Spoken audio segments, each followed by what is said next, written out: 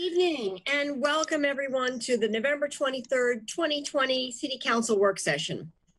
Thank you for joining us in this remote meeting format we're using in response to Governor Brown's Stay Home, Save Lives order. This format enables the City Council to meet and take care of business while keeping its members, staff, and the public safe. For work sessions like this one where there is no opportunity for public comment, those wishing to access the meeting can do so by watching the live stream available on our website, the broadcast on Comcast 21, or by calling in to one of the phone numbers listed for this meeting on the public webcast and meeting materials web page. Looking ahead, tonight's regular meeting will include a public forum. Information about how to participate in that meeting is available on the public webcast and meeting materials web page. And as always, other avenues of communication with me and city councilors are available, including email and voicemail. And thank you so much for joining us. And before the city manager launches in, just a prompt that we have 3 items on the agenda tonight, not 2. So there was an addition to the agenda. So I'm gonna try and watch the clock through all that. And with that, we'll turn it over to the manager for the first topic. Thank you, Mayor. We're kicking it off with the sort of downtown urban renewal, and then we're going to switch over to the river. So I'm just going to turn it over to community development to kind of manage both of those transitions to save us some time.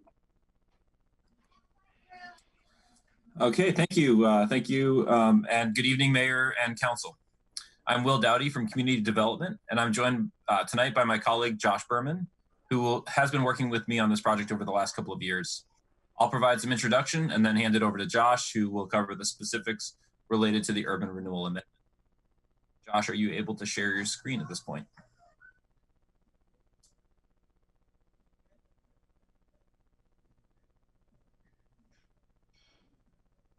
Okay, this work session is focused on a proposed amendment that you initiated in June. It is one decision in a series of multiple decisions needed for the project, namely to restore the Northwest Park Block and build a pavilion.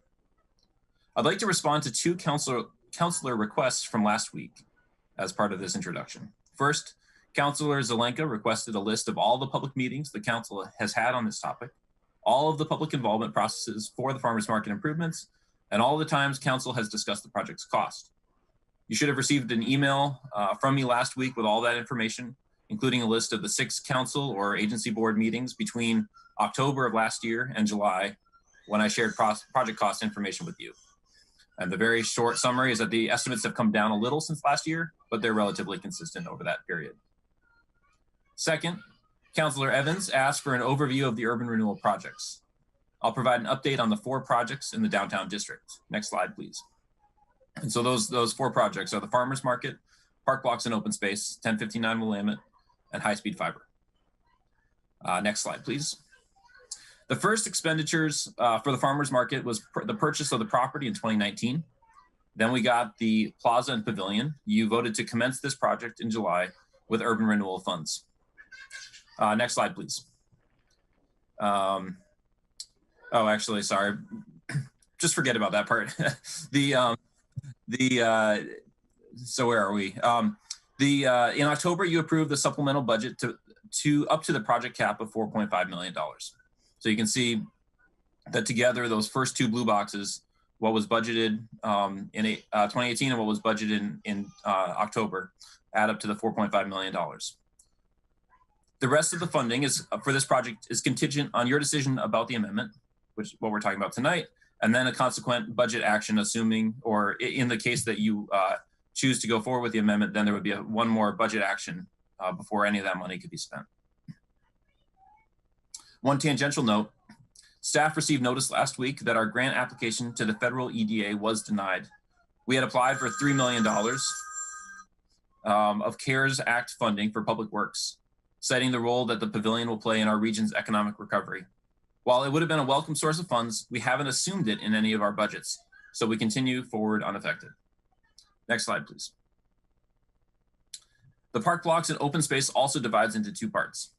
In July, you voted to commence a small portion of the project, specifically a restroom, right-of-way improvements, and some design fees. And this was included in the October supplemental budget. At the same July work session, you chose to reserve some urban renewal funds for possible investment in other open spaces. And so that's what shows up on the next slide.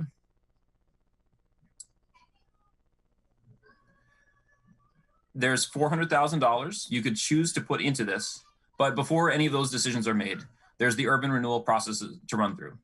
So currently staff is scoping improvements to the Hall Center Plaza, and that is kind of the extension of the plaza, the pedestrian section of Willamette Street between 6th and 7th. We'll have this ready for you in the spring for your consideration then. So that's part of that urban renewal process that you established in 2016. Next is 1059 Willamette, which hit a milestone last week with the release of an RFP to select a development partner. Following your direction a couple of months ago, the RFP includes $700,000 of urban renewal funds in a list of possible resources that the city could invest in the project. We'll have responses in early February, and then the agency board will make the final selection. Fiber. UGeNet, Eugene's high-speed fiber project, is the farthest along of any of these projects. The downtown network has been completed, and the WICs will be completed before we reach the end of the year.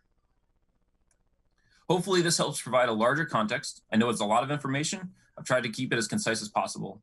As we head into the year 2021, fiber will be done. We should expect to see the farmers market, park blocks, and open space projects completed in 2022 or sooner, with 1059 Willamette required per the RFP to be complete in 2025, but hopefully done and full of residents well before then. So with that, I'll hand things to Josh to talk about the amendment and the decision for you to consider tonight. All right, thanks, Will. So just to introduce myself, my name is Josh Berman. I'm a community development analyst, and I've been working with Will on the Farmers Market project, as well as on this current urban renewal plan amendment. So the downtown urban renewal plan was last amended in 2016. You can see a picture of the district map to the right. And the current plan includes 4 specific projects, which I'll run through again, even though Will just mentioned: the farmers market improvements, improvements to park blocks and open spaces, redevelopment of 1059 Willamette, and the construction of a high-speed fiber network. The agency board initiated a Type 2 amendment to the plan on June 22nd, 2020, to amend or remove the cap on agency funds that may be used on the farmers market project. So the proposed 2020 plan amendment looks to do just that. It removes the spending limit placed on the farmers market improvements in 2016 before the community visioning.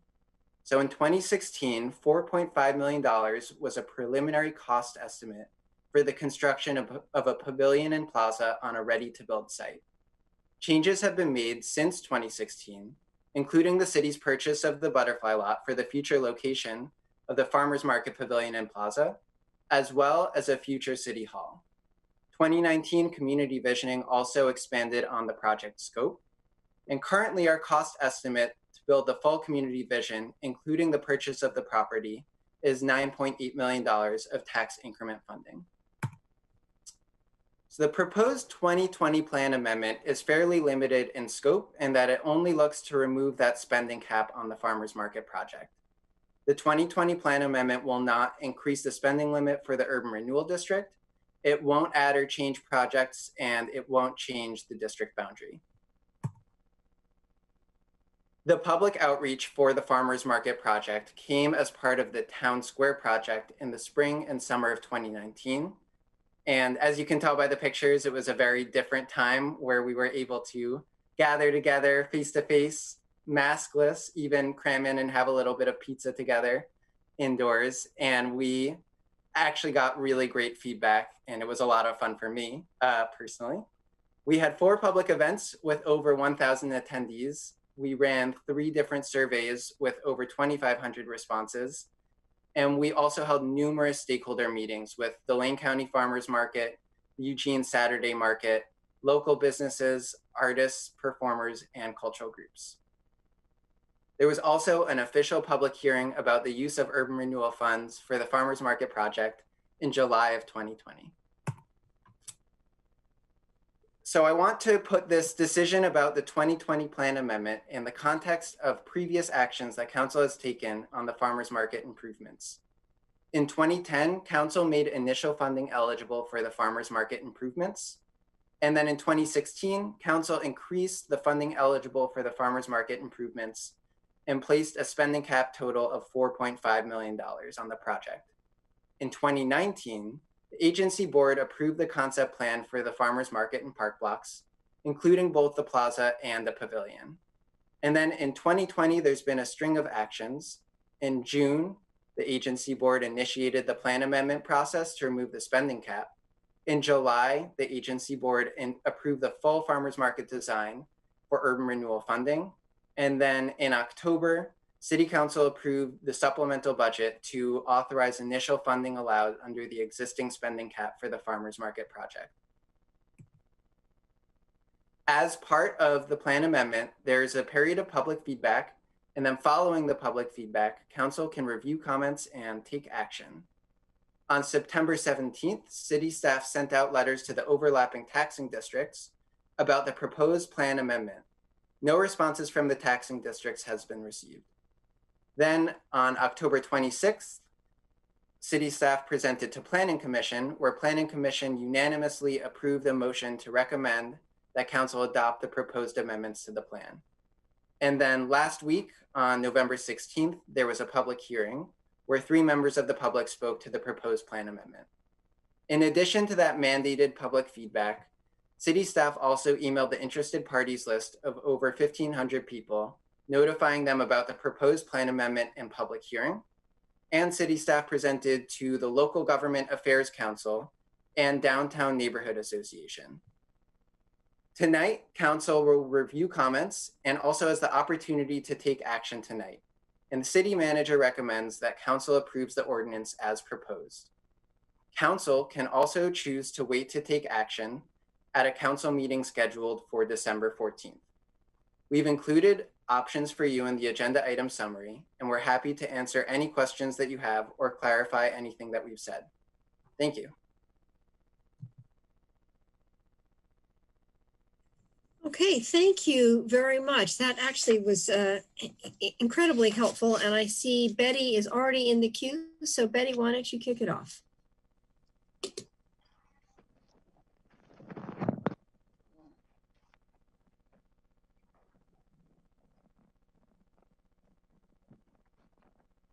Thank you. My first question is, why did the costs double?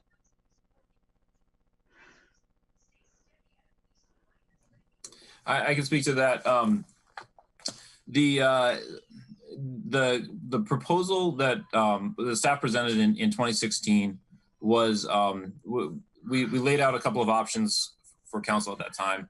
One was to do we presented the project in a small, medium, and large, and the option that council chose at that time was the medium option, and so that was $4.5 million, which we said could go towards either the purchase of the property, the demolition, the preparation of the site, and just a plaza. Or if we had a site that was ready to go, we could do plaza improvements and we could build a pavilion. At the time, we said that we thought that the whole project, if you were to buy property, demolish, and construct a building, would be $7 million. So that was the situation that we talked about then. One of the other things that's happened during that time has been that we've seen significant amount of escalation in the construction industry. I think in 2016, everyone was starting to understand what this moment in history was looking like, but I think but many of us were still just beginning to understand, and we have seen significant 20-25% construction cost increases since that time. A third thing that's happened is that we have done more due diligence. So part of the council process, the process that was outlined in the plan, was to do a lot more scoping and proof of concept.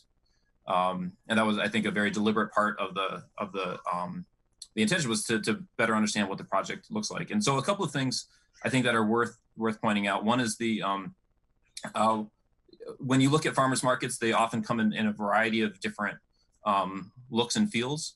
One of the things that we realized is that we need to have something that is securable. We had in late 2016, so after we did that initial proposal, we had the winter days cultural event in the park blocks. And one of the most expensive things that that was part of that was security for the space. And so understanding that we needed to have a securable space so we don't have to pay for 24-hour security was one of the lessons learned at that time. Another one came from working with the farmers market. And as we were starting to show them early on in this design process a year ago, we were starting to show them some pictures of barns and other buildings that had agricultural styles and even some farmers markets. They said, well, just don't do any of those barn style rafters through the space, because rafters leads to pigeons and no one wants to be buying fruit that's underneath where pigeons are roosting. And so when you look at the pictures of the interior of the space, you see that it's a clean span or a clear span and a very clean space on the inside. But all of that is things that add to cost. It changes the way the structure works, but it's important to have safe and healthy food. So there's just been a few different things that have changed as we've gone through this process, and that's what's led us to where we're today. So it's the pigeons' fault. I have some understanding of that. I was sitting on an outdoor table in Greece with a beautiful salad in front of me, and suddenly there was a plop in the salad, which meant I couldn't stand feta cheese for a while. But anyway, so you said property, what property did you buy? So in early 2019, the city purchased the butterfly lot. But I thought we got that as a trade for the former city hall space. The way that it was purchased, so the city purchased land from the county and the county purchased land from the city, and the renewal agency spent $1.125 million acquiring that. The city got more than that in for selling the city hall lot, but the urban renewal agency actually spent that much money on the sale. But did the urban renewal agency get the money from the city hall? That went to the city. So it's separate money. Mm-hmm. And what will not be done as the result of increasing the money spent on the farmers market? The other areas, it's all part of over these four projects.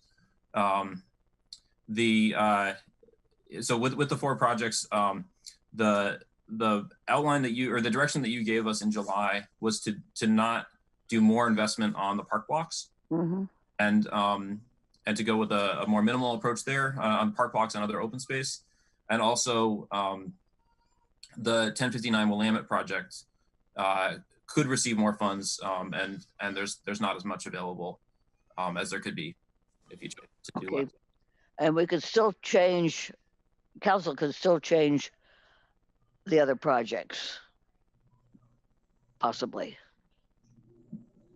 You have different projects.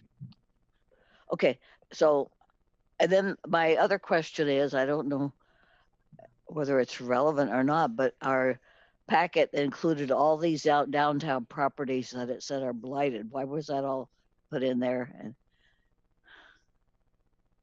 what was that for? So as part of the Urban Renewal Plan Amendment, there's a required blight analysis that comes with making the amendment, because it's a type 2 amendment. So city staff was required by state law to go and do an analysis of all of the properties within the district boundaries to assess where blight was and whether the district was blighted. And you can find all of that in the report.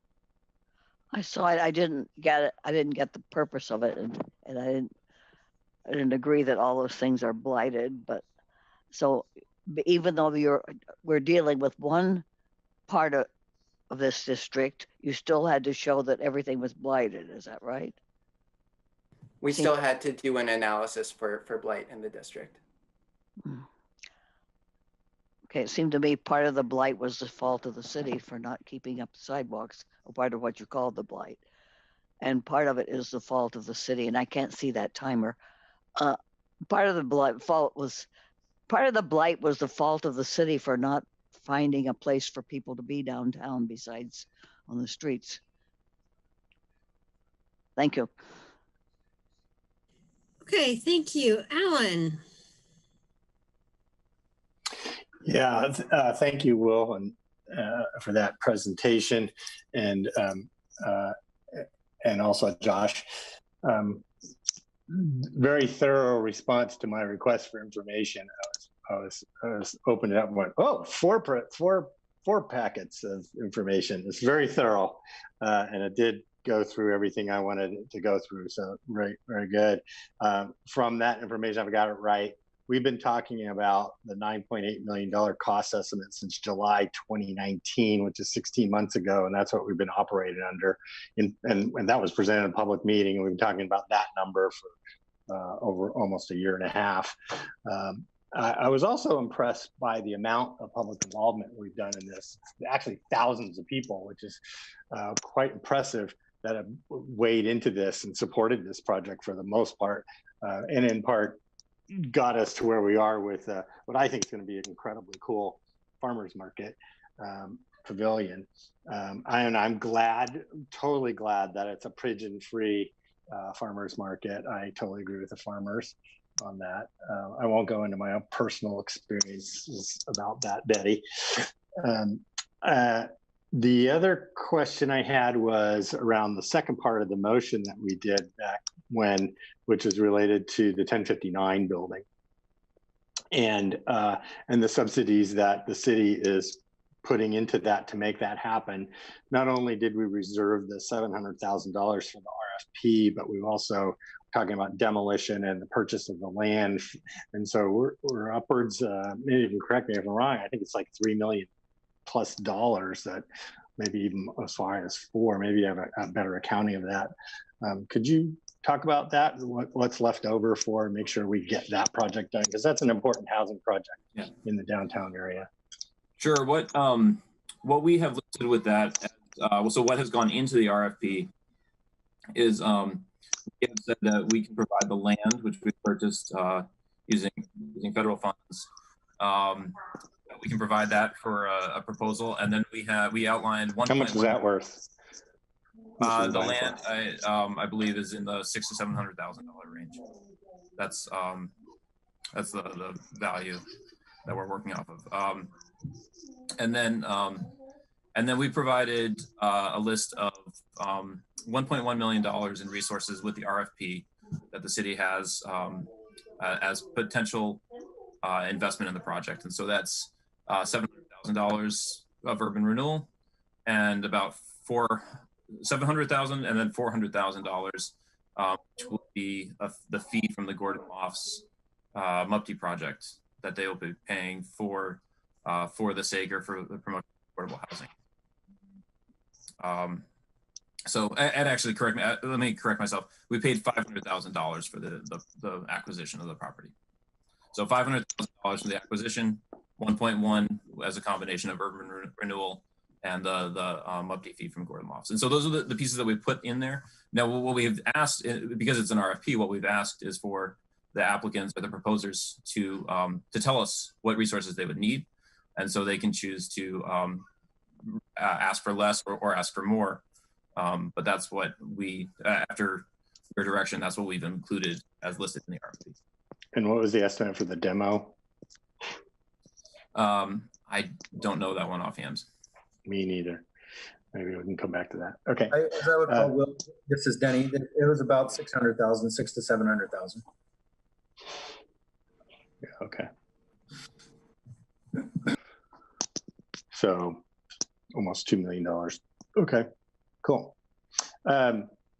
So I think where we're heading with both those projects is exactly where we need to be going. I'm eager to get them going and be economic stimulus projects for the COVID recession and get some jobs working downtown on building projects. So I'm really happy to support both of those things. One comment about the packet. I was a little disappointed that I got a hard copy that we reprinted 230-page packet, just a week or two after we got a 230-page, exactly the same packet. Maybe city manager, next time we can make sure that we just tell people to hold their packets from some public hearing to the work session, so we don't have to kill a bunch of trees for that, or we can just get it electronically on a thumb drive. Thanks. Emily. Thank you. Thank you for the summary.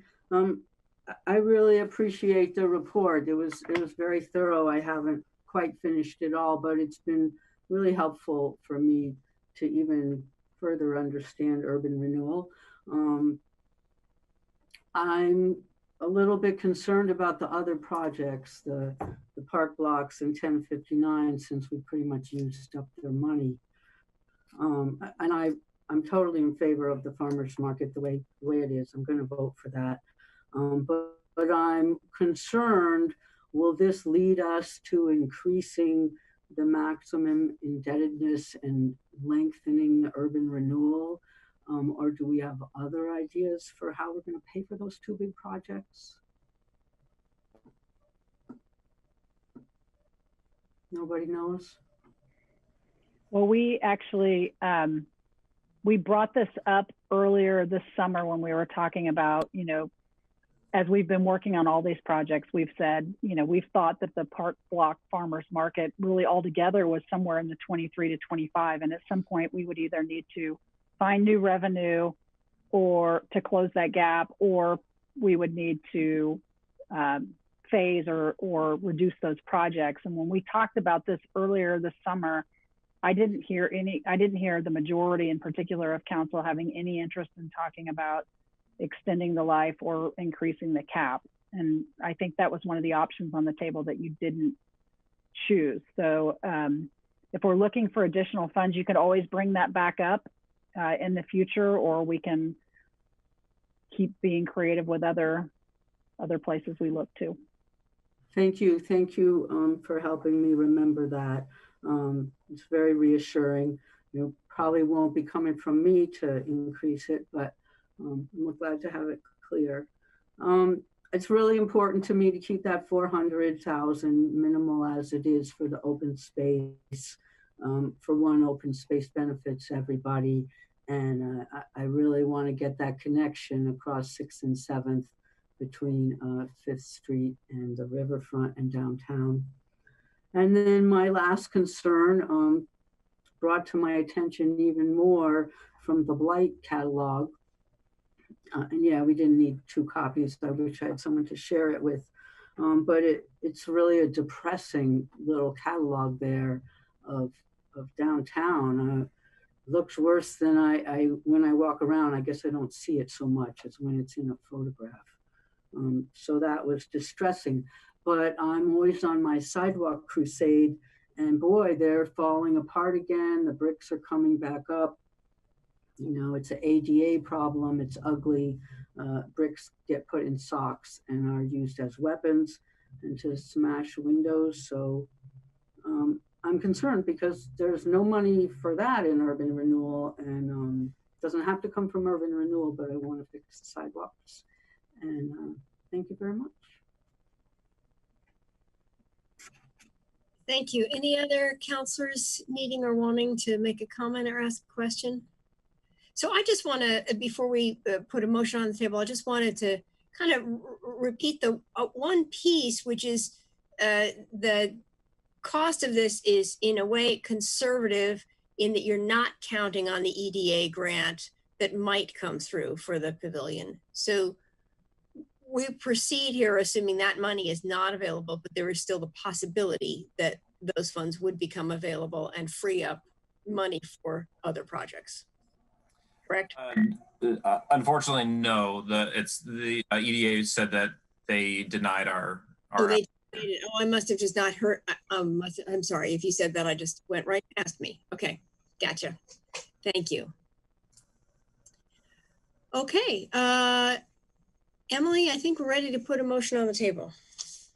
Move to adopt the proposed ordinance in attachment A, an ordinance adopting an amended urban renewal plan for the downtown urban renewal district. Second. Any further comments or questions? All in favor, please raise your hands. 1, 2, 3, 4, 5, 6, 7, 8, and that passes 8-0. Thank you so much. Thank you for that report, and glad we've moved on to the next step there. And with that, we are ready for the next item, which is a riverfront virtual tour. I'm just going to jump in. Good evening, Mayor and City Council. Denny Bro, Planning and Development. Today we're going to take a little bit of a break from the normal routine. And our hope today is to take you on a tour of the progress that we've been making on our riverfront project. Originally, we hoped that we could do this in person with you, but we're going to try to do this virtually this evening. And we're going to have Emily Proudfoot provide a little bit of a tour. What you're going to see is the riverfront park starting to take shape, which is really exciting. Phase 1 of the infrastructure coming together, and that infrastructure is going to provide access to the park. You'll see connections being made between downtown and the river via the road work, and that's a long held aspiration for us, something we've been working on for many, many years. You'll see individual parcels taking shape on the site, and that's important because that's where future development will occur. And you've probably heard the good news that we've signed the new development agreement with Williams and Dame. We signed that last week, so that's, again, great progress on this project. We're not asking for any actions. We're not asking for any considerations. We really want you to enjoy the tour, but we still have a lot of work to do on the project, and there's some things upcoming that Council and the Urban Renewal Agency are going to be considering in the future. On the upcoming supplemental budget in December, you'll see an item there for phase 2 of infrastructure. So it's the second phase of infrastructure. We'll be reaching out to you individually to talk a little bit more about that. And then next year, we'll be talking about the steam plant, the plaza, and the development projects on the riverfront side as well. So we kind of want you to bring you kind of up to speed of where we are. And then finally, it is the season of Thanksgiving. So I want to recognize staff that have been working on this project for a couple of years. This might be the most complicated project that we've ever undertaken. There's been so many challenges, and so many staff have just stepped up and solved generally every one of them along the way. So that includes planning and development, public works, central services, LRCS, our legal staff, pretty much across the organization. We're really, really fortunate to have so many talented staff that are working on this project.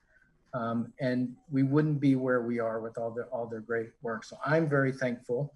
And one of those talented staff is Emily Proudfoot. And so she's gonna start and kick this off and give you a little bit of tour of the progress. So thank you for watching and listening tonight. Thanks, Denny. I'm kind of blushing. Anyway, that was lovely. And you're right. It's just taken an extraordinary village of city staff throughout the organization. I couldn't be more grateful for the team working on the park, and as well as with Scott Gillespie, who's also here tonight. So I'm going to attempt to share my screen. And it will have it'll be a PowerPoint, and then also with some drone video footage in the middle of it. So let's give this a shot. Let's see here, screen.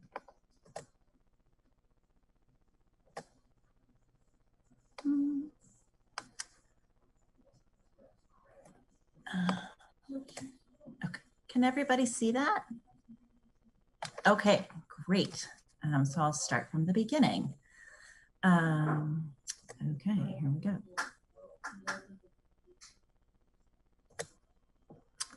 All right, so here's an image from early last year, or actually earlier this year, of flowering plants on the riverbank. And I think it's a great place to start our conversation for this PowerPoint, because we've accomplished so much over the last 6 to 8 months. It's kind of nothing short of remarkable. I'm really excited about it. So just a quick reminder of where we are from a mapping standpoint. So here is our development map. So in 2019, you may remember that we removed all the buildings, we moved a ton of dirt around, we relocated some utilities, and we did quite a bit of riverbank enhancement work. So we planted over 20,000 plants on the bank. And then as we moved into this year, the park development project went out for bid almost a year ago now on Christmas Eve. We opened bids in February and started work out there in mid-May. We're also working on the phase 1 infrastructure project. So those again are the streets that are serving the park. They're here in yellow. And so you'll start to see some of this taking shape as we go through these slides. Also, as we work through these slides, you'll see some images of drawings that we've done over the period of the project, or aspirational vision, that we've shown, sort of the pretty pictures, and then I'll be comparing those to what we're seeing on the ground now, so you can see those starting to take shape. So it's kind of fun. So as a quick reminder, this is the Downtown Riverfront Park project. Oh boy, stay on those buttons. And so you'll remember that we have basically 3 places where the river meets the city and the city meets the river along 5th Avenue, Wiley Griffin Way, and Knock Knock Avenue down here. We have an overlook here at 5th, and also a smaller overlook here at the end of Knock Knock. And then in lieu of an overlook, we have a really nice deck structure here. The bike path is being relocated and reconstructed all the way along this sort of back spine. And there'll be pedestrian and bicycle lanes within that path, but then a smaller pedestrian path, which will bring you out closer to the river. And so you'll see lots of images of that today. Also up here at the north end, north of the EWEB headquarters building, we're doing quite a bit of reconstruction of the bank to create a ramp and a staircase up to create a much more easily accessible route to the top of the Peter DeFazio Bridge. The EWEB Plaza is staying largely the same with just a little bit of furniture improvements.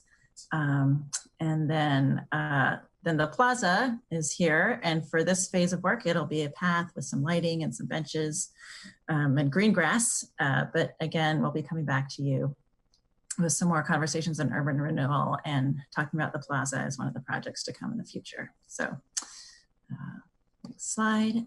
So just briefly, here's where we were in 2018. With all of the buildings, and as we float, as we go through these slides again, always look for the tower. It's a great place to anchor yourself in the geography of the site, whether it's in a drawing or in a photograph. This is 2019, so all the buildings were gone. You're seeing a lot of dirt moving around. We pulled the top of the bank moved back into the site further.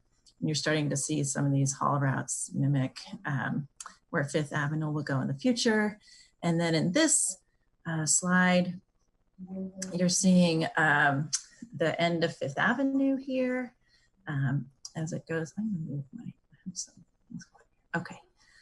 In this picture, this is the end of 5th here, and you're starting to see the stormwater swales take shape along here. This is Ferry Street, and then 5th Avenue overlook, and these deck structures here, and then the tower's just here on the left. So lots of changes in a pretty short amount of time.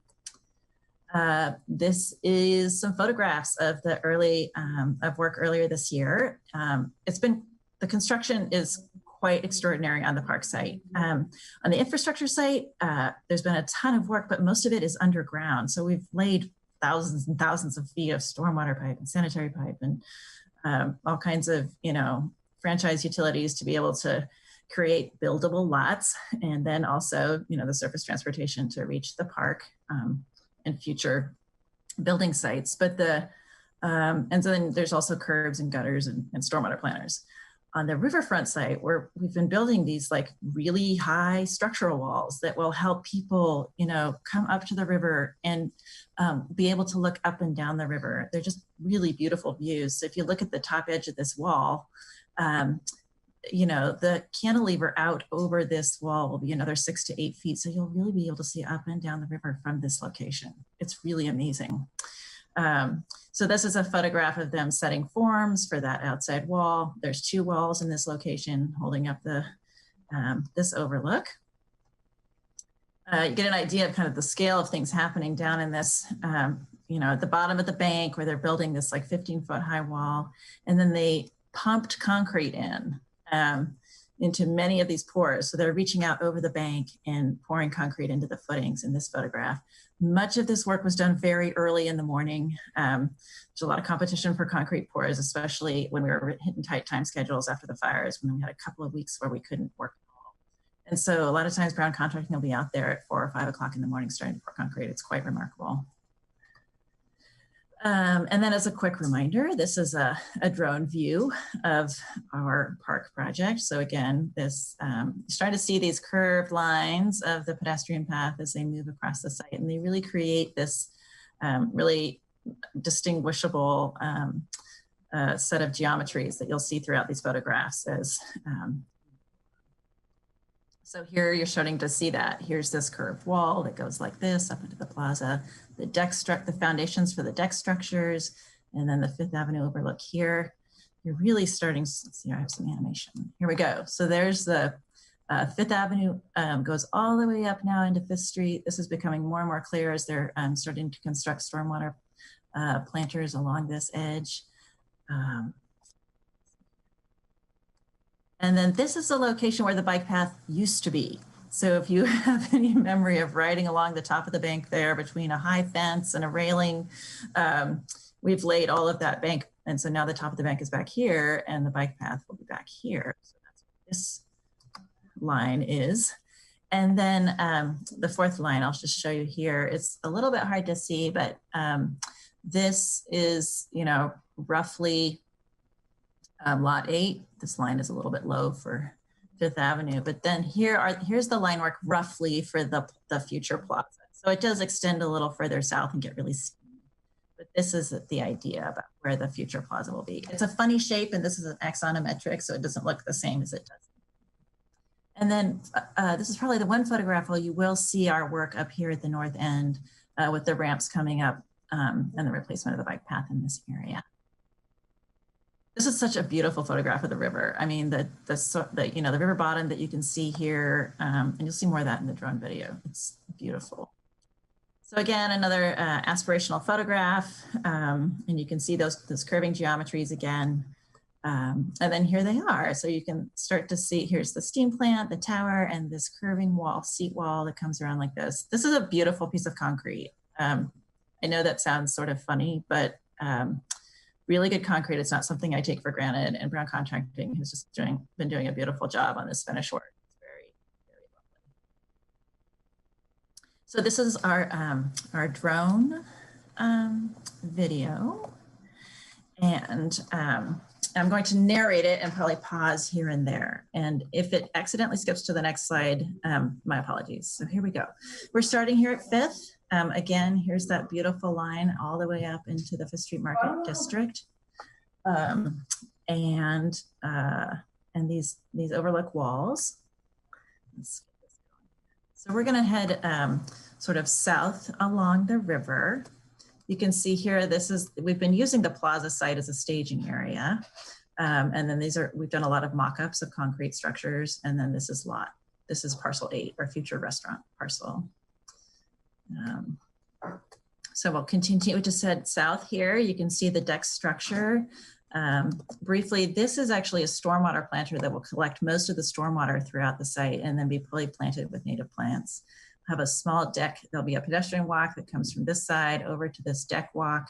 And then we'll have a big deck with a shade structure here. As we continue to head south, oh, it rewound. So we'll just, this is parcel 9 up here, and then parcel 10, parcel 7.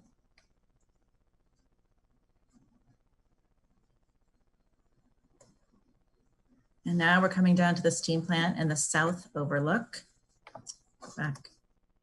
Oh my goodness, this is not behaving the way I want it to. I do apologize.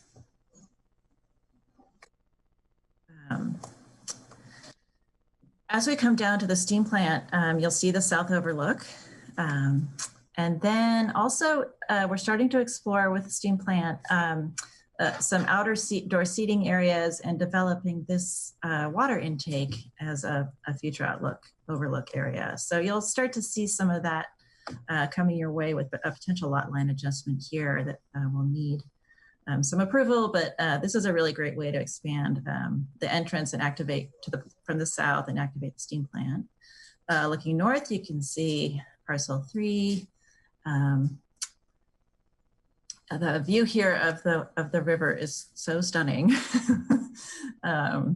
It's really amazing. I have to give credit again to Paul Gordon for his remarkable drone flying skills and the video that he's provided with us for us over time. Flying back over the park, this haul road here will go away. All of it will be soil choked riprap and planted with native plants. And then it zooms back out a little bit more here. You can see the plaza more distinctly. Lots of pipes and kinds of stuff that we're storing on this site until we pull out. Probably one of the last things we develop. Flying over the restaurant site now, turning to face the river. And you'll really get a great view of Fifth and what's happening there. So Fifth will come, oh my gosh, I'm sorry.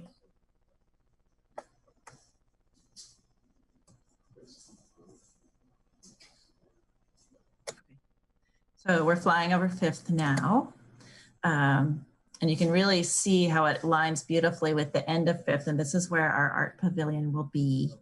And as Paul swoops down here, you can really get a sense, this deck that will be cantilevered out another 6 to 8 feet over the river and provide you this view of beautiful Alton Baker Park and this stunning view of the river, which is where the video ends. So with apologies for the interruptions. Go to the next slide. And so this slide is really to remind you about the artwork, the interpretive artwork that we're doing on the site. We have this ring that has light and mist that will come out of it that interprets the steam plant. These braided river pieces that interpret the Willamette River and a number of stories about the river, including one about the watershed, one about the braided river, some about fish and a couple more. And then this is the interpretive, the multi-level drinking fountain that interprets the Across the Bridge story. And so it's going to all be in bronze. And so we're using a local bronze foundry, which is Rhinemouth Bronze Studio. And their work is exquisite. I'm so excited to be able to use a local artisan to do this work. These are samples that they've provided us. And some have a darker patina, some have a lighter one. These are samples in the upper left of the watershed piece. And then on the lower right, there are samples of the steam plant piece that talk about the different parts and pieces of the steam plant. So this view looking south is of the deck and the future shade structures, and you kind of are in the same place here. So the deck will be, out here. The stormwater planter will be in here. The seating structures will be here. And this view, again, these early morning concrete pours, the views out to the river are stunning. I think the one thing I want to talk about maybe last here, but certainly not least, is how incredibly important it has been. This project has been so important to keeping hundreds of people employed, or at least partially employed.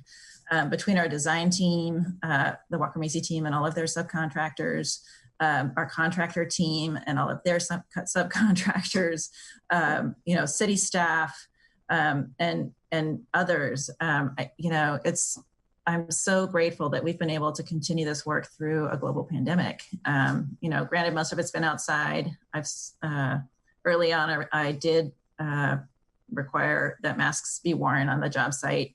Not, if they were 6 feet apart, they didn't have to. So compliance wasn't as strong or as good as it is today, but it's something I've taken seriously. And, we sort of rarely instruct contractors about how to be safe on a job site, but it was pretty important to me that we do that and keep people safe so they could continue to work. So We also have, steel fabrication that's happening in the Portland area, and we have the pavilion artwork is happening in Seattle, and we have consultants in, Canada. So again, keeping a ton of people employed. It's really great. And then you may remember what this felt like. I described it earlier in the slideshow, but it was kind of a cattle run. This isn't a perfect image of the same location, but it's close. The tower is just to our left. And so you're going to have much more broad and expansive views of the entire site, of the river, and of the riverbank. And then this is where we're going. Hopefully by June, we should have a riverfront that is open and accessible to the public. Probably won't be quite this grown in, but I do hope that we'll see this many people actively using our beautiful new riverfront park. So thank you. I can take questions.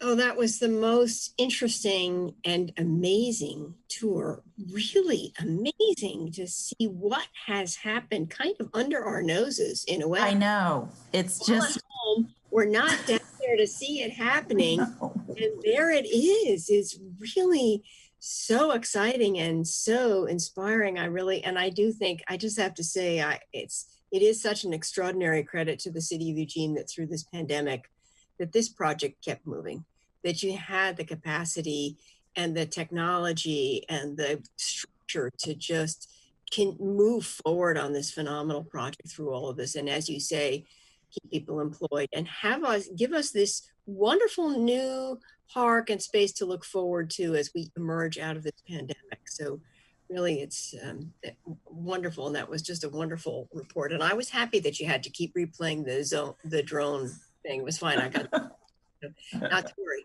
Okay, we have Mike, then Greg, then Claire in the queue. Mike, take it away. Thank you, Mayor.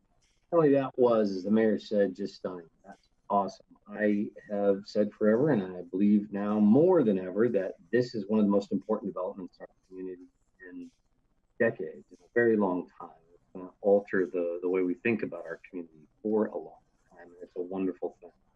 I'm really happy to see this level of progress. Can we please have a copy of your PowerPoint? Can you send that to us along with the drone footage? I'm happy to. It's a bit of a big file, so I'll work with staff to get you, a link that's shareable. I did send a PDF version, but it doesn't include the drone footage. So I'm happy to work with Jessica to make that happen. Excellent. Thank you very much. I appreciate that. That'll be really useful. My questions are for a couple folks, I think, mostly Denny. So Denny, if I'm just looking for round numbers here, really broadly general, you have to be hugely specific here within a, football field is good enough. If you had to guesstimate the amount of money we have spent to this point on public infrastructure pieces in the park and the roads and the pieces to where we are right now with this project, plus what we've already authorized to spend and are likely to do before, I don't know, summer, fall, round numbers, where is that number? I'm not sure I could answer how much we spend right now, but I think once we have finished building the park and the roads, and this includes property acquisition and architecture and design, everything, we're probably going to be about $30 million into this project. Cool, excellent. That's to be expected. We all talked about that and approved it. You mentioned that last week you signed the private development agreement. And that's to develop the rest of the private parcels here and what they will do to create those as occupant ready buildings, or tell me about the agreement a little more. Yeah, if you remember, we had originally signed a development agreement with Williams and Dame a couple of years ago, 18 months ago. A lot of things changed, so we had to kind of go back and renegotiate the scope and the timing. And so it basically lays out future development of all of the parcels. So it puts every parcel kind of on a minimum maximum scale, if you remember. So it kind of dictates what could be built on each of those parcels, plus a timeline for them to get the development completed. So every parcel is on a little bit different schedule, but we would hope that they're going to start in the next 18 months, let's just say, and incrementally work through the site parcel by parcel thereafter. That agreement outlines our expectations and theirs with regard to capacity of those lots.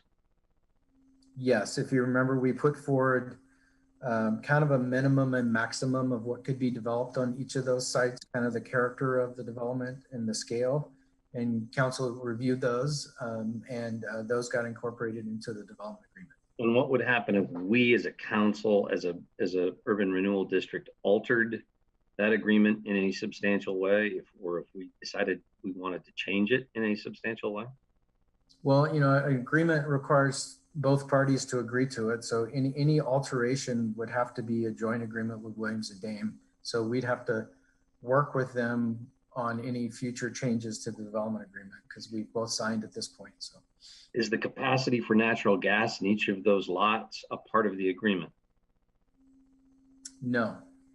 It's not. No, if you recall, we offered up an option to include some natural gas language in that development agreement. We had that discussion with council a few months back, and council opted not to do that at that point. Is it your sense of your discussions with them that Williams and Dame would continue if natural gas were not available to those sites? That's a tough question because it's hard to channel exactly what they will or won't do. I would say that what we heard from them is the scale of the project would change, is what we've heard from them, meaning they might have something, but it'd probably be at a lower density. And then they'd have to have some serious considerations, obviously, about the ability to build a restaurant without gas and those types of things. So what we've heard is generally they might be able to move forward, but it would be below the minimum that council has reviewed and approved, likely as far as number of units and scale of the project. Is it this particular developer's experience to do that scale of work, or is it not something that they typically don't do because it's smaller than what they're good at? It's not their desired outcome. They would like to build to a higher density for sure. Is it possible that we would have spent $30 million and then lose our developer? Is it possible? We're going to develop this with one developer or another. Let me rephrase. Is it possible if we decide not to extend natural gas to this site, that this developer would elect not to do it? I'm not sure. I don't know that I can answer that with precision. There's a lot of speculation involved, but it would be more challenging for them, is what we've heard from them directly, for sure. Thank you, sir. Okay, Greg and then Claire. I have a little bit of a different question. I'm interested in what's happening with the steam plant. The last time I spoke with the three gentlemen who were part of that development team for the steam plant, I believe Frohnmeyer and the other guys. And by the way, I mean, this looks just really fantastic. I think this is going to improve our riverfront and 1,000%. But back to the steam plant. Am I wrong? Were they indicating that they also needed further investment from either the urban renewal district or the city to really get that project moving off the ground? Or are we, where are we at with that, basically?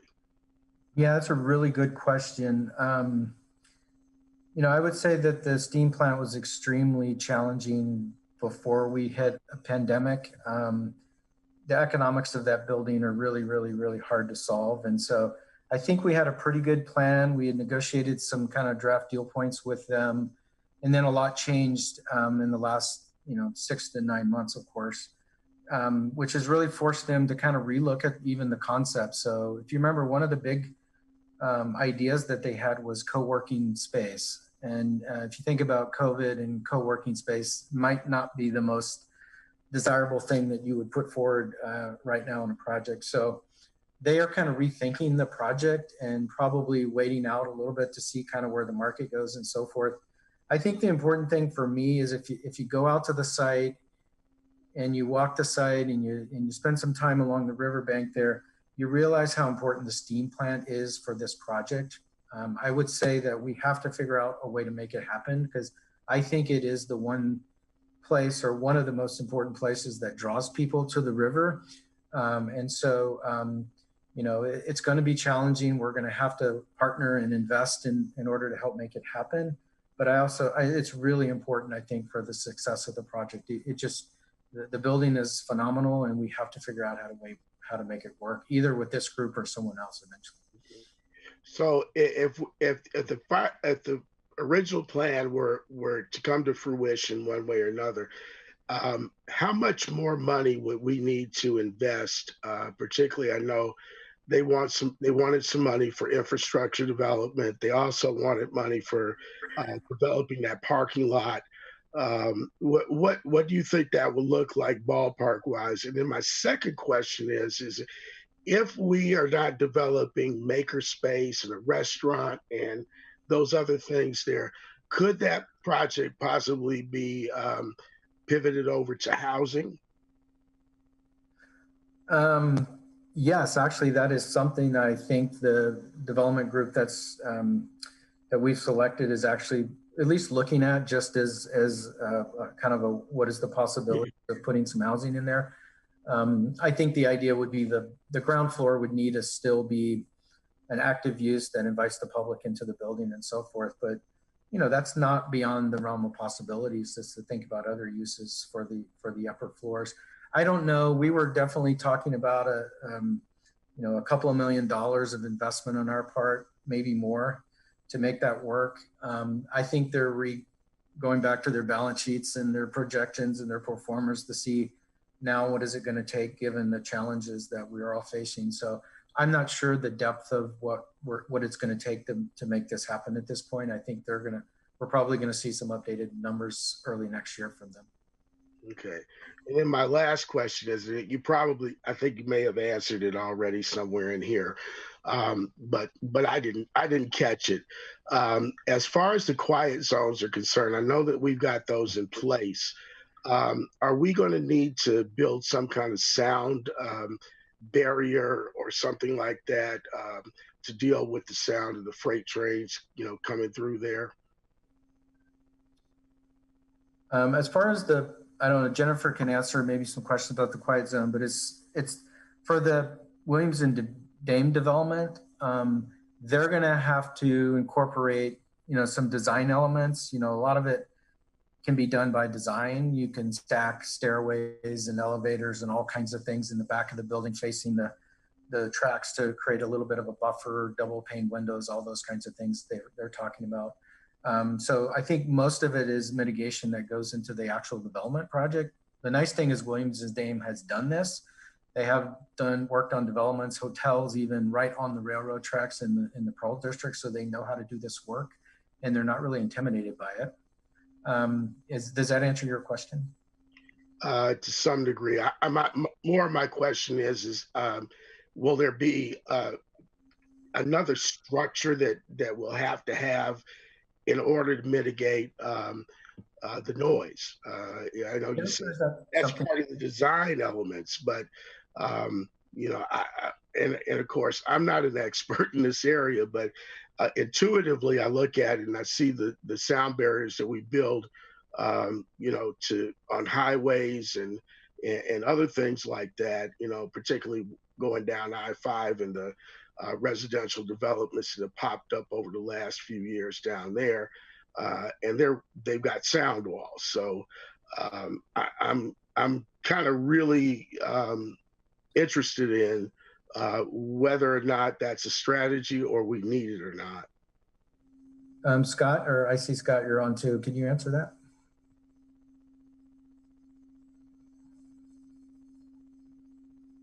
It's not something that's typically constructed. If you follow along the railroad through Eugene, you'll find a lot of housing along it.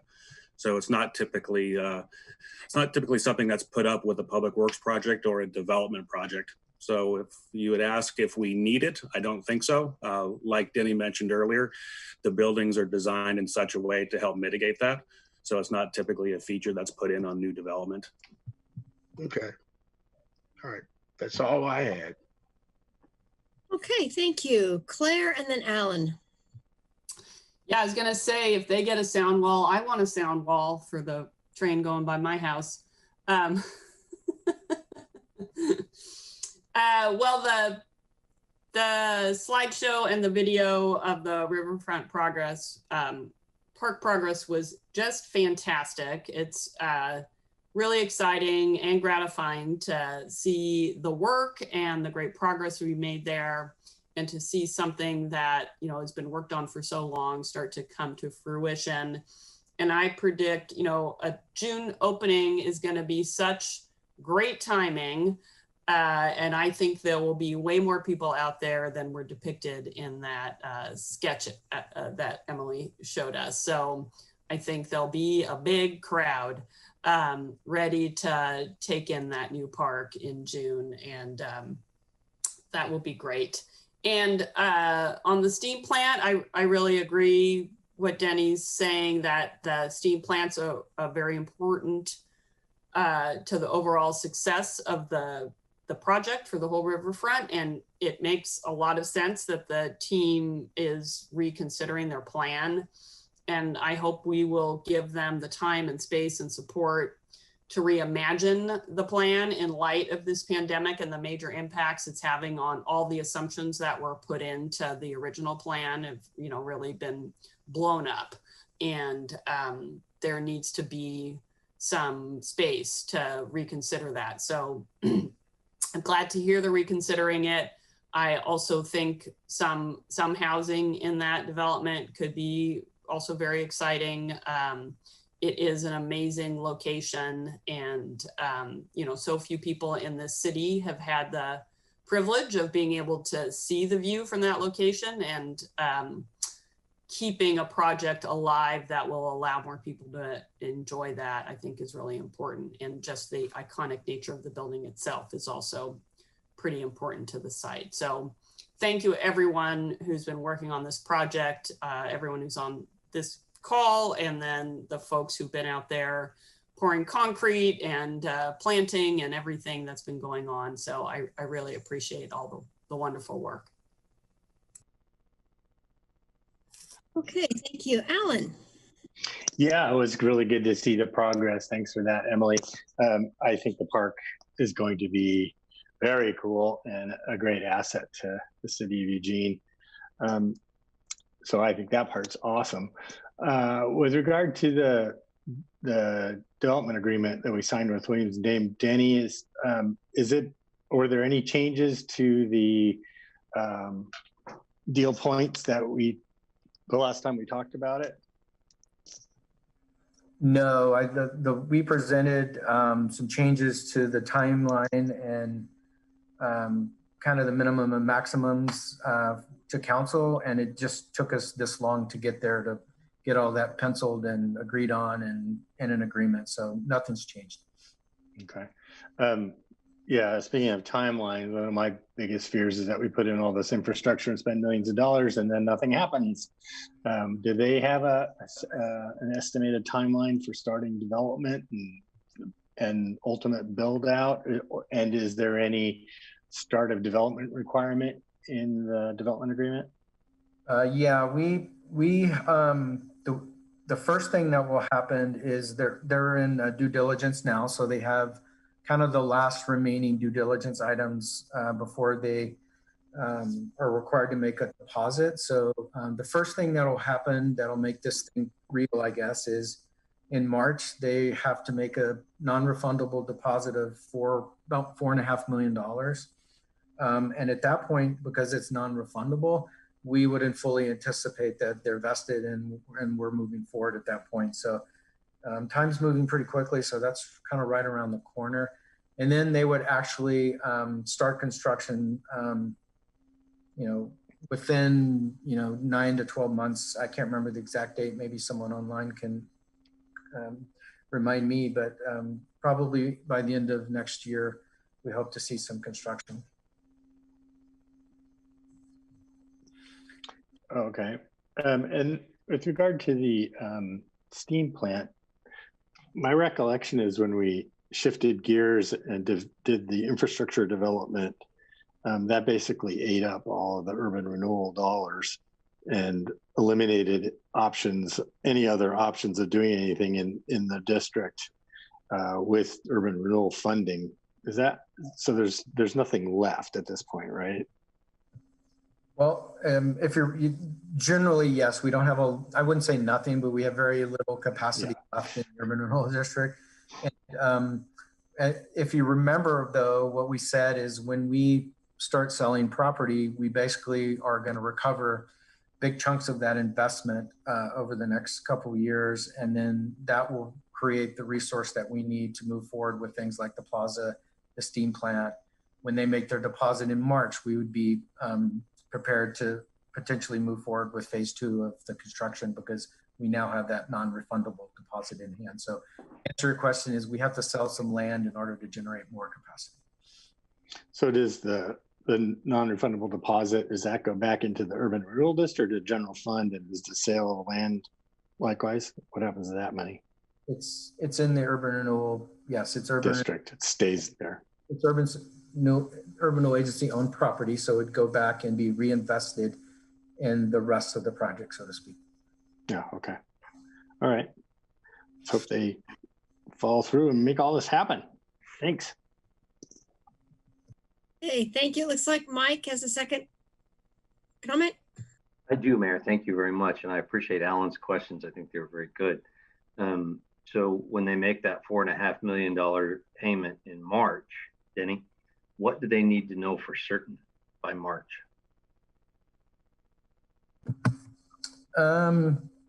You know, they're finishing up their kind of environmental due diligence. You know, one of the things that you know, we need to complete phase 1 of the infrastructure. That's a performance thing that they're expecting of us.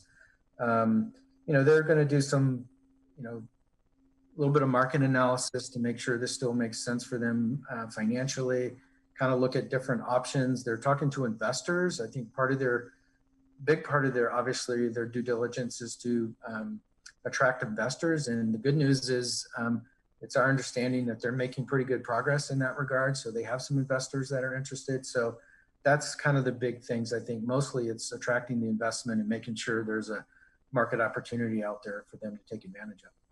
I hate to beat the same horse again, but do they need to know about their capacity to use gas with any of those buildings by March?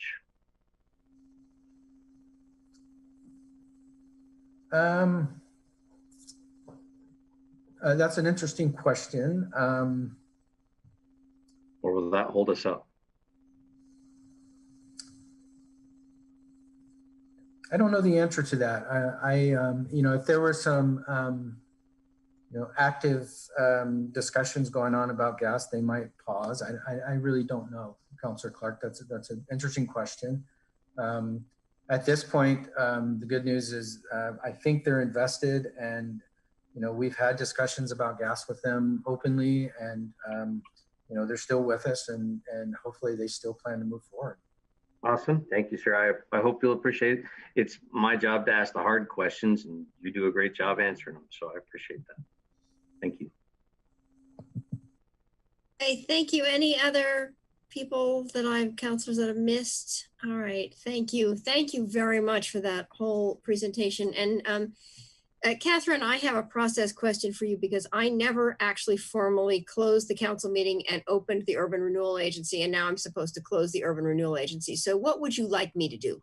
You're fine. There was no action taken. You're good. We'll just keep on with the city council meeting. Okay, thank you. I just noticed it and went, oh, right. I promise I'd have thrown myself in there if it was going to matter. Yeah, I figured. Okay, thank you. Okay, thanks so much. So now we have our third item of business, and I'll turn this over to the manager.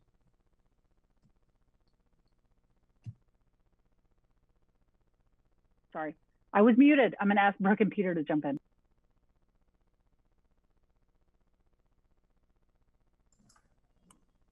Can you hear me okay? Great. Thank you. Good evening, Mayor and Council. I'm Brooke Freed, Director for the City Manager's Office, and I'm joined by Peter Chavan, Homeless Systems Policy Manager. We're here tonight to provide a brief update regarding the City of Eugene's alternative shelter efforts. As a reminder, our homeless services staff will be coming back to you in January for a full work session.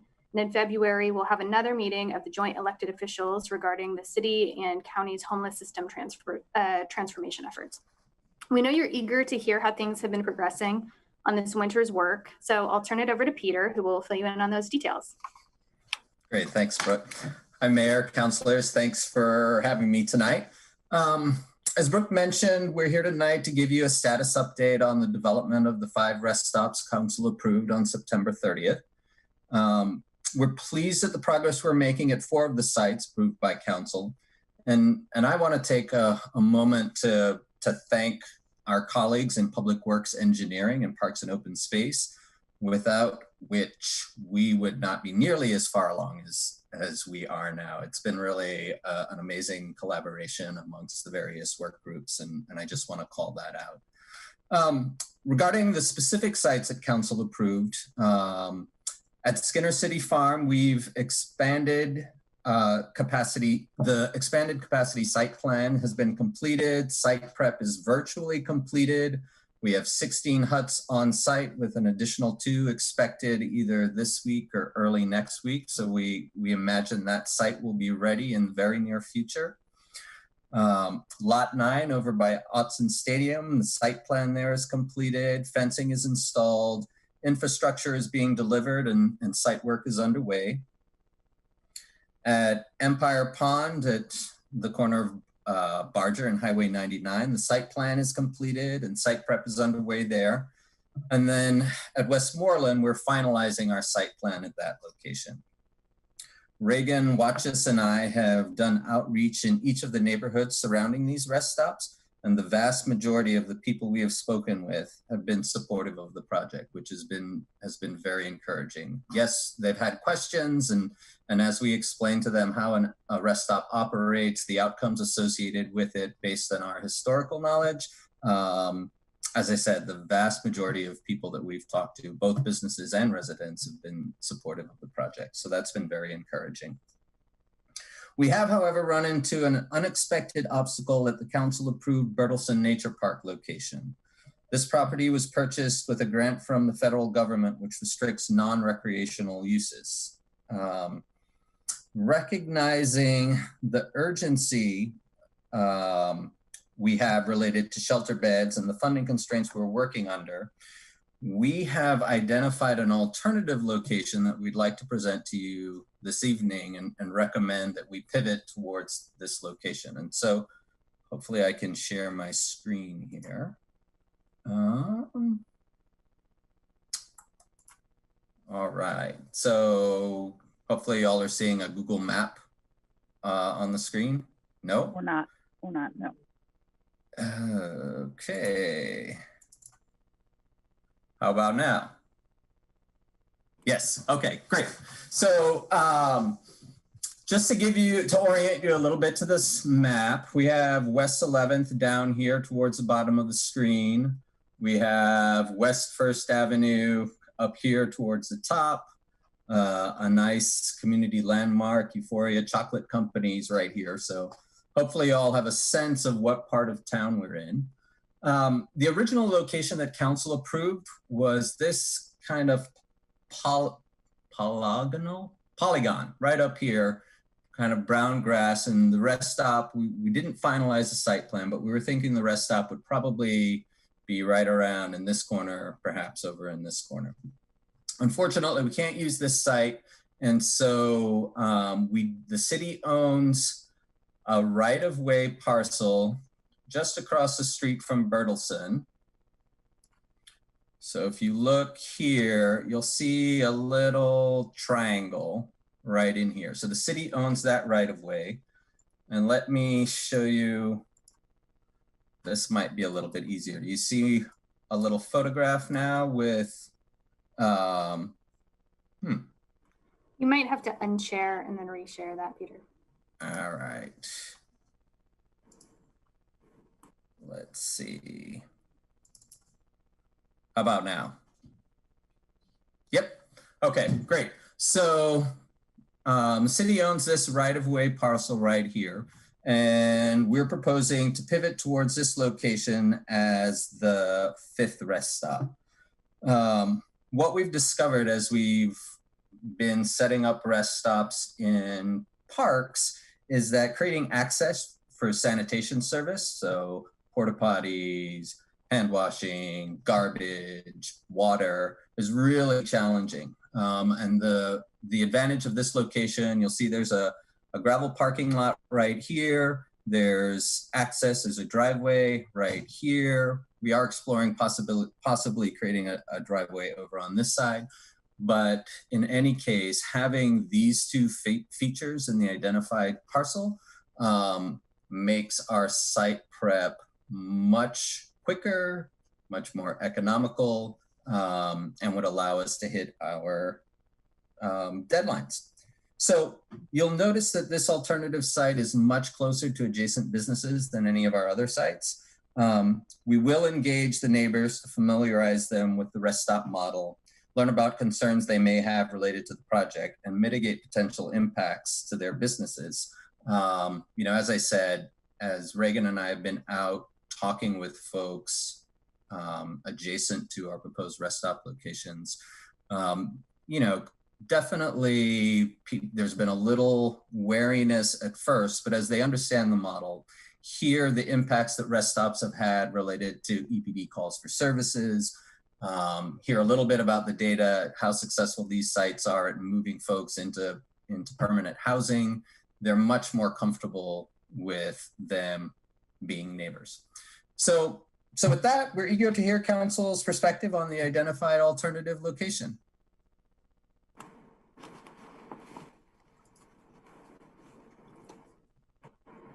Okay, thank you. Those Google Maps were very helpful in sort of figuring out what pieces we're actually looking at. I have Claire, then Chris, then Emily. So Claire, kick it off.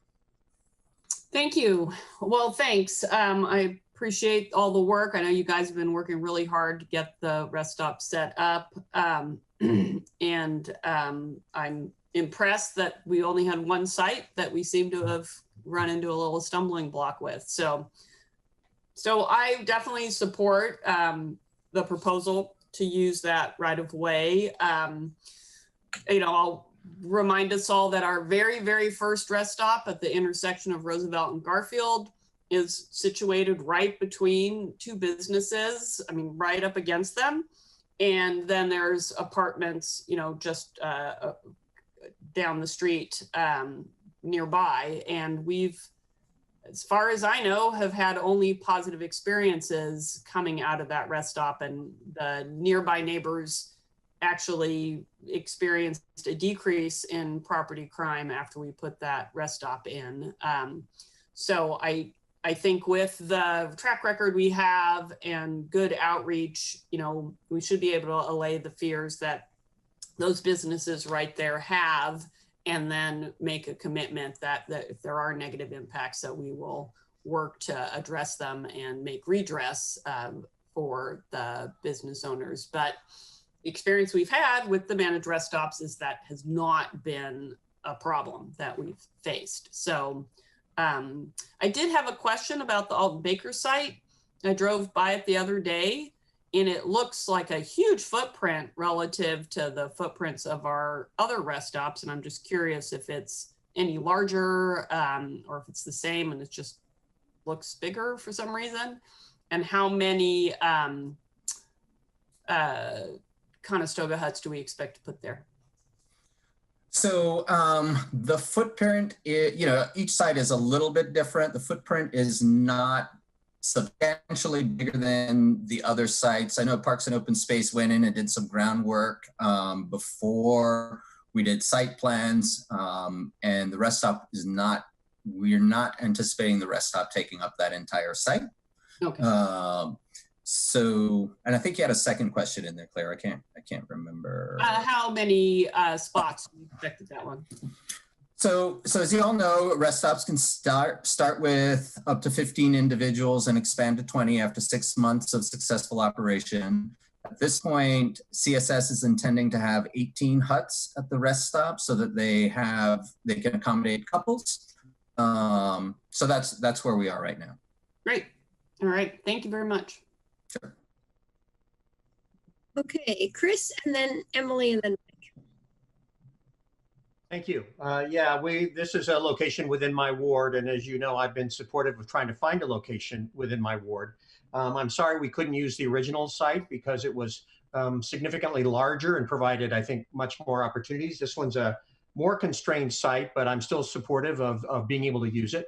I think the key here is to recognize what the potentials might be and to make sure that we've anticipated them beforehand. For example, right across the street is a tavern. And so you want to make sure that we have a good interface between this rest stop site and the tavern right across the street. So there's not any conflicts coming from either direction in terms of that particular location. I don't anticipate them, but just thinking about them ahead of time could definitely help. Something else that I think would be very important, and it would be a real opportunity, particularly in my ward, is we have had a significant problem with unregulated camping and broken down RVs and just bad activity going on. Part of that is because of the Walmart in the area, and it has attracted a significant traveler population, which has created some real headaches for neighbors in that area. And I think part of where the opportunity for us here is to be able to say this form of supervised and managed camping is a way for us to more intensively manage what's going on so that you don't have as much unregulated, unmanaged, and unsupervised camping go on. So what I'm asking for is a way for us to be able to promote this option and at the same time be more diligent about regulating and cleaning up all of the incredible mess that's going on along West 11th. I mean, there's a huge amount of trash, broken down RVs, and unsanitary, unsafe, and illegal behavior going on. And I don't want this to suffer because of that. And so I'm looking for the way where we can make them support each other in terms of helping this condition, but also enforcing that bad behavior. So I'm supportive of this site. I think we should move ahead with it and make this an opportunity to show that when the city does it right, and that we're not condoning bad behavior. Yeah, I appreciate that, Chris. When we were doing outreach for the Skinner City Farm expansion, we actually talked to a lot of residents in that neighborhood who were asking questions about how the rest stop at Skinner City Farm related to the illegal camping on property. And I think folks were pretty open to understanding that distinction. And then I wouldn't necessarily make the rest stops responsible for cleaning up like RV stuff. And so there are other strategies that the city is developing to address the illegal camping, a combination of engagement and enforcement. Yeah, I see that as our job. It's not their job. That would be our job. Right. Okay, Emily, then Mike. Thank you, Chris. You pretty much summed it up. I was also concerned about the tavern, and other than that, I'm thrilled to have a rest stop pretty much anywhere. And it's really cool that we've spread these out a bit. So yeah, keep going. December's coming with that deadline, and this is really good work. So thank you. And Mike. Thank you, Mayor. Thank you very much for the report, and I appreciate all of your guys' hard work to try and provide some hope for folks. It's wonderful. As near as I understand it, please correct me if I'm wrong, because I may well be wrong here. The state's non-eviction orders will run out unless the state legislature meets in executive session here in the next couple of weeks. It'll run out on December 31st, like the federal one will. Do I have that right? That's my understanding. I'm not the most up to date on that stuff, but that's my understanding. Has anyone working on this estimated what the impact will be on the demand for space to camp should both of those non-eviction deadlines pass without being extended? I know that Sarai Johnson, who I'm sure most of you are familiar with, has been thinking about the impact of that. I don't know where that stands, but I certainly can check in with her and give you an update based on the information she shares with me. That suffices. Based on my experience in my working world, I would sense that we will, as a community, be more severely impacted than many, if not than the average, by those things passing without being extended. I think we're going to see a pretty good wave of folks without a place to live right in the middle of the winter. And I have said before, I think our solutions need to be more robust than what we're doing. For some ideas about that, but I appreciate the work that you guys are doing to try and alleviate some of that. So thank you very much. Okay, thank you. Any other last minute comments? So Emily, do you have a motion to put on the table? I do. Move to replace establishment of a new rest stop at the Bertelsen Nature Park with the approval of a new rest stop within the right-of-way located on the northwest intersection of West 7th and South Bertelsen Road as recommended by the city manager. Second. Any other questions or comments? All in favor, please raise your hands. 1, 2, 3, 4, 5, 6, 7. Opposed? 1. Okay, and that passes 7-1. Thank you all very much. We actually got through it. It's just 7:02. So enjoy your break, and I'll see you back here at 7:30. Thank you. We are adjourned.